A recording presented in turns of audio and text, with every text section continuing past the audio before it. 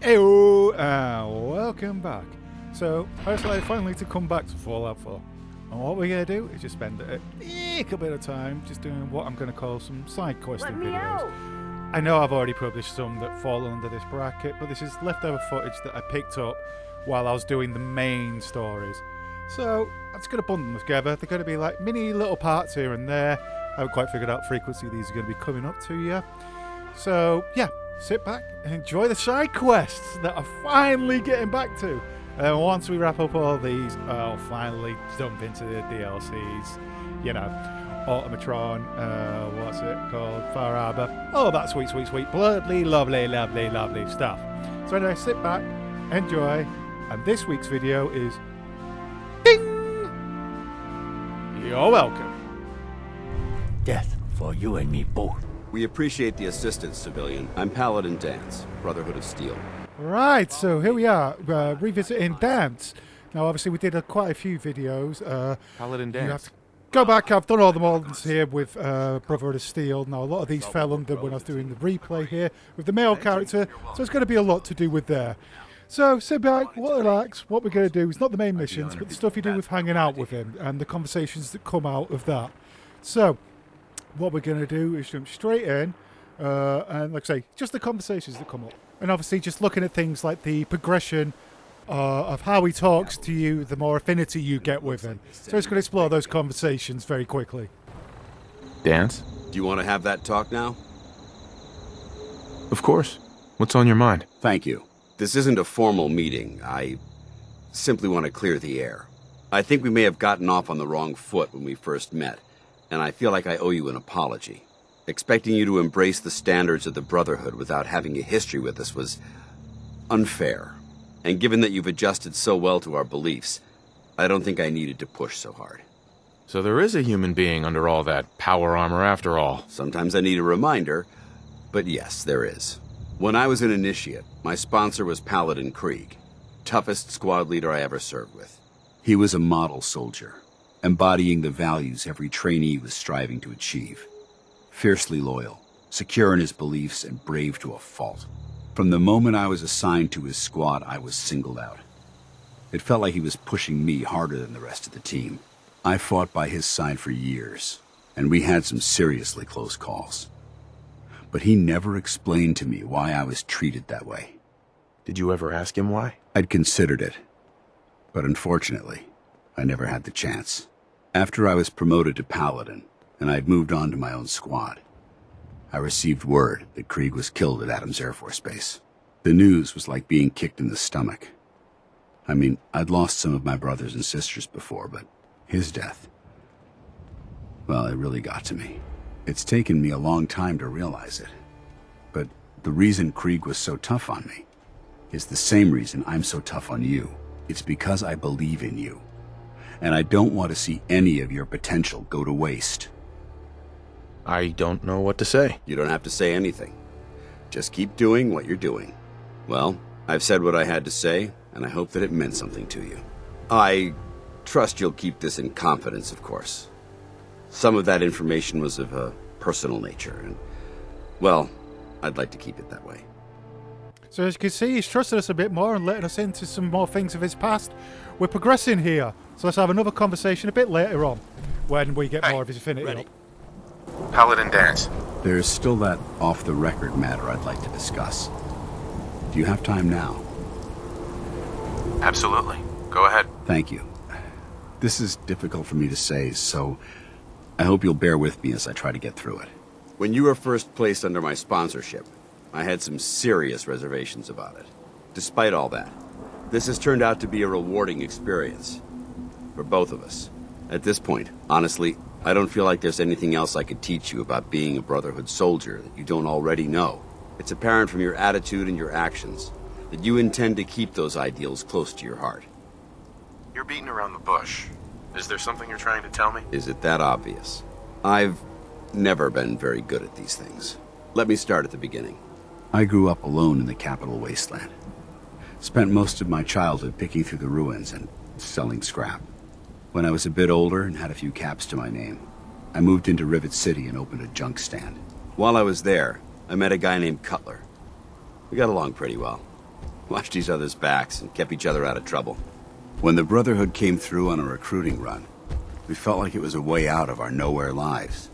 So we joined up. I'm glad you had greater ambitions than just selling junk. Once I saw what the Brotherhood had to offer, there was no comparison. Anyway, about a year after we were posted to the Prydwen, Cutler vanished on a scouting op. It took some convincing, but I was able to persuade my CO to let me assemble a squad and search for him.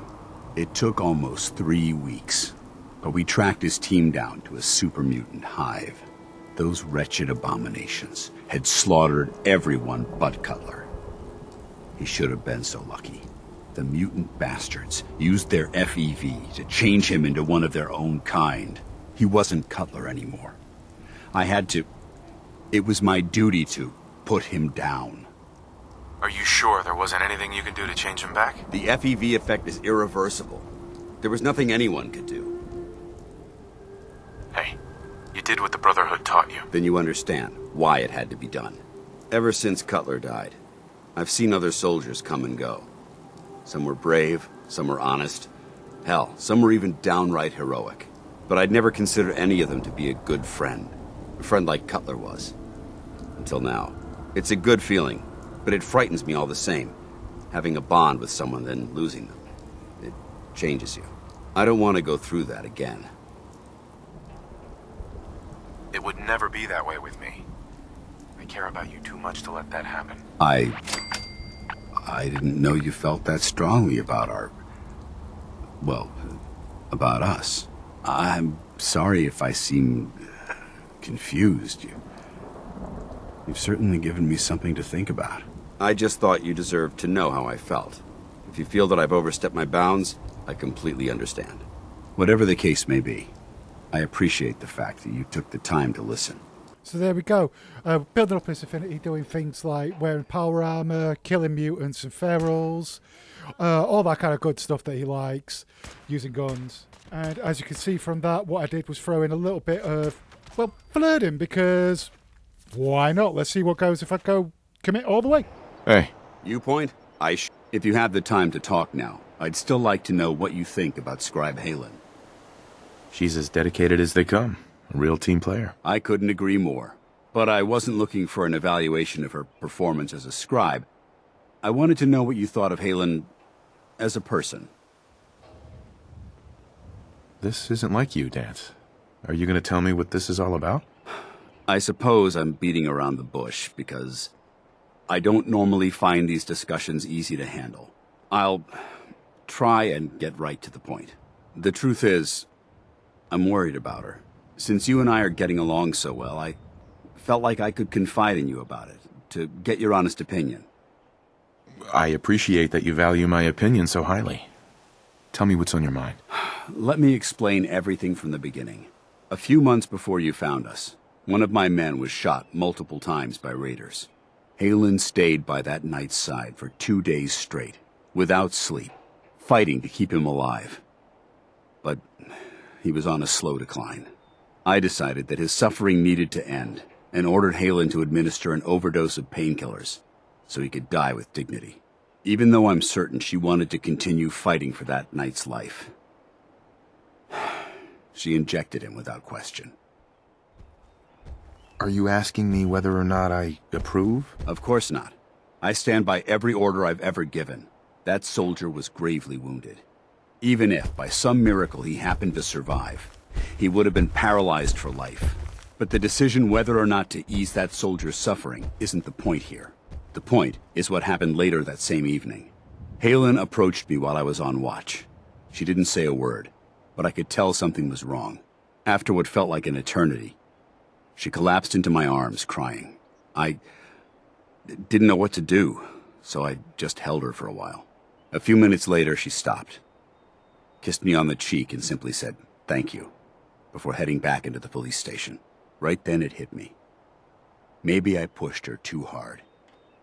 I ordered her to ignore her instincts, to do something her medical training told her was wrong. That's why I'm worried about her, and for that matter, everyone under my command. Come on, Danse. What is it you're really worried about here? I don't know. Look, 4 soldiers. Over half of my team are gone. Each one of them died because of decisions that I made.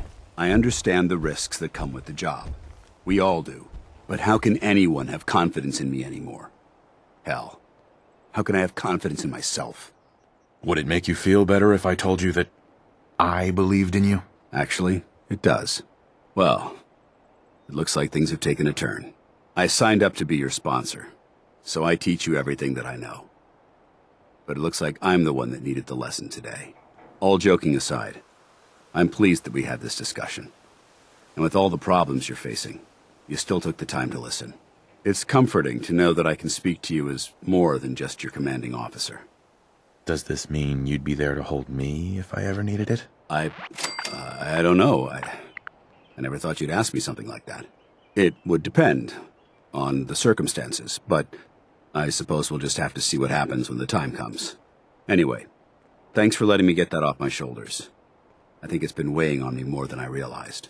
I'm only sorry you had to see me at my worst, instead of at my best.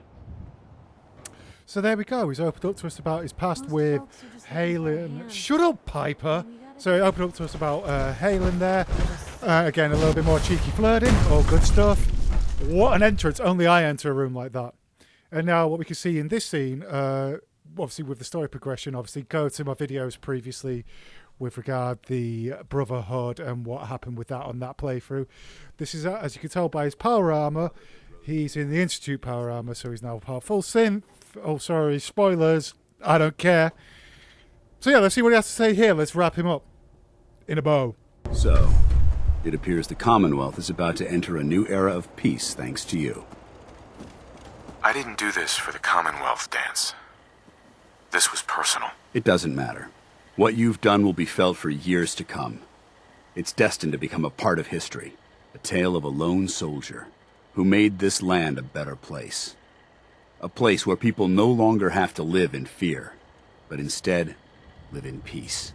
And whether you did this for your own sake or for the sake of the Brotherhood, the end result is the same.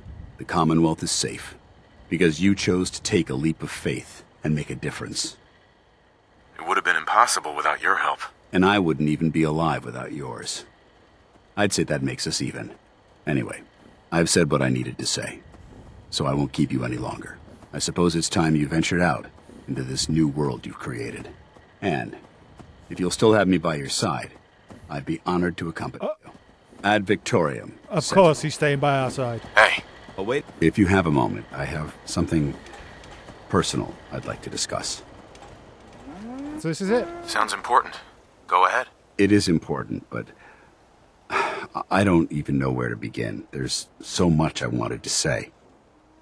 Take it easy, Danse. Whatever it is, I'll help you work through it. I don't know if anything will help me work through it. I've spent my entire life, or at least what I perceive as my life, following a plan to shape my own future. But since my banishment, I feel lost. Almost like I exist without purpose. For the first time since that moment I signed up with the Brotherhood, I don't have all the answers. I don't have a plan, and it scares the hell out of me. It's impossible to plan your life. Hell, I didn't expect to wake up 200 years into the future. Yet you've been able to roll with every punch that's been thrown at you. Don't you understand? Everything I had, everything I knew is gone. In the span of a few hours, my identity was ripped from me and my world turned upside down. At least what you had was something tangible, something real. Your wife, your son. They were living, breathing humans who loved you and cared for you. Those sons of bitches who created me couldn't even be bothered to implant memories of having siblings or parents. I don't even know how much of my own past is artificial and how much is real. Can you even imagine that? I started out as nothing, and I've ended up as nothing. And I don't know what the hell to do about it. I'm truly sorry, Danse. I guess I never realized how deeply this affected you. I appreciate that. I suppose you're right. Maybe I'm just missing the point. My life's starting over. And I need to come to terms with everything I've lost and everything I've gained, which includes something important you've made me realize. I don't know if it's friendship or an anomaly in my programming. After all, I'm not really human. But whatever it is, I can't deny that I'm feeling closer to you than anyone else I've ever met. I feel the same way, Danse. I'm only hoping it's more than just friendship. Are you saying you're in love with me? This doesn't make any sense. After everything the Brotherhood taught you, how could you be in love with, well, a machine? Dude, if you were just a machine, would we even be having this conversation? I don't know. I'm not certain what the Institute embedded into my brain to handle things like this. If I was human, wouldn't this be a hell of a lot easier? You're not a machine, Danse. In fact, you're more human than most people could ever hope to be. You don't know how much it means to me to hear you say that. Look, I'm not going to lie to you. You're going to have to be patient with me. Coming to terms with these, well, human feelings is going to be a very difficult journey. But if we can tackle those obstacles together, I think that this relationship could last a very long time. So there we go. That's the perk we earn by being absolutely amazing. You don't have to necessarily romance Danse to get the perk, but I thought, why not? So let's do it. And there it is. That's the extra conversations you have with Danse as you build up your affinity and he starts to trust you. Bit of stuff with Halen, bit of stuff about his past, and obviously the synth stuff thrown on at the end. So there we go. That is Paladin Danse. That is another video. Thank you very much, and I'll catch you next time. Bye.